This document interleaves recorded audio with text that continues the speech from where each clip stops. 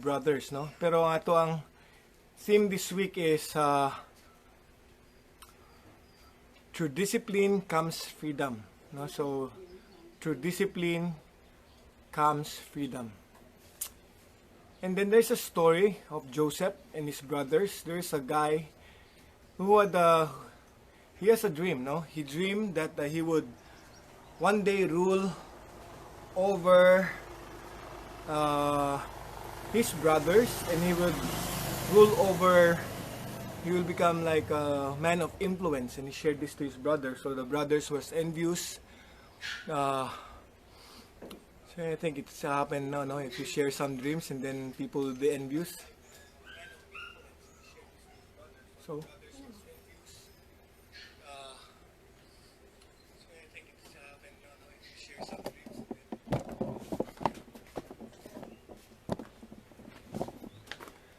okay, so his brothers was envious, so he did. So they throw him into a pit and sold him into slavery. So I'm just gonna make it faster.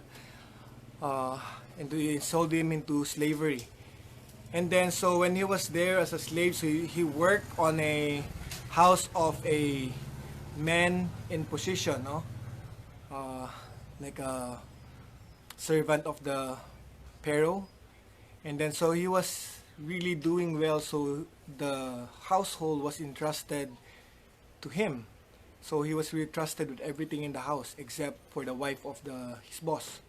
So, but because Joseph is a handsome guy and he's an attractive guy, so the wife of his boss got a crush on him, and then wants to, tempted him, but he ran away. But the wife took hold of his clothes, and then made a story that he was trying to rape her. So at the end of the story is Joseph was thrown into the prison. So while in prison, he met two guys, one cupbearer and then the other guy, the bread maker of the king. And then he made something that they had a dream, and then he interpreted the dream. And so, and he said to the cupbearer that when you go out of this prison, then make sure that you help me. So, and then they have a dream, and then he interpreted it that the other guy will die and the other guy will be set free, the cupbearer. So it happened. So the cupbearer was set free. Quite a long story, but I'm trying to make it short. When the cupbearer was set free, he worked again in the Pharaoh's house, and then he was serving of course, the cup of wine to the Pharaoh. And then Pharaoh had a dream, and then the Pharaoh asked if somebody could interpret his dream, and nobody could interpret. Even the sorcerers and his wise men cannot interpret the dream. And so the cupbearer remembered Joseph, and then he said to the Pharaoh that, no, I know a guy who's in prison, his name is Joseph, he can interpret dreams. So the Pharaoh called for Joseph, and then Joseph, by the help of God, he prayed to God, and God revealed to him the dream of the king or the Pharaoh. And then he said there's going to be a great famine that would come, so you got to be prepared. And then so the Pharaoh believed in the interpretation, and then he said, so since you were the one who were able to interpret it, and God showed you the way how to survive this crisis, so you will be next to me. So he was into the position of next to the Pharaoh. So that's why some people call him the Prince of Egypt. So he was in position, and he was able to help a lot of people. And of course, he forgave his brothers who threw him to the pit and made him a slave. So he forgave them, and Egypt was able to survive that time.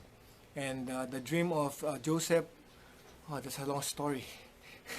The dream of Joseph was fulfilled because he continually believed in the dream that God put into his heart, and he had the discipline to say no to a lot of temptations that came his way, because he believed that God He's preparing him for something great.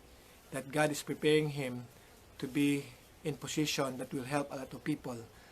That's why he kept the discipline of keeping his purity by saying no to the wife of his boss, and keeping interpreting dreams and doing good to people, because he always believed that God is preparing him for something. So discipline gives us, our theme is, through discipline comes freedom. No? So because he was disciplined, not only freedom came, but fulfillment of the dreams that God gave into his heart. So that's the story. That's our story for today. And that's going to be the story for the week. Now we're going to talk more about Joseph and his dream and his faithfulness towards God.